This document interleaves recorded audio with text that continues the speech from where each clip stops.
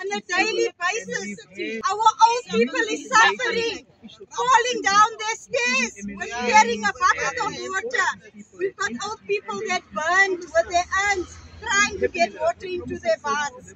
For how long? Dada Moreira is lying. Margaret Arnold's promises is falling on deaf. We're pleading every day. We're asking for water. How long are we still going to sit without water? He's a liar. The mayor is a liar. The mayor is a liar. The mayor is a liar. The mayor is a liar.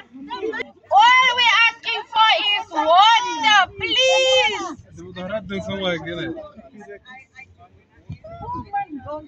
God gave us water for free while we struggle for water.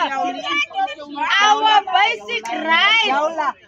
We don't have water for the last 8 years.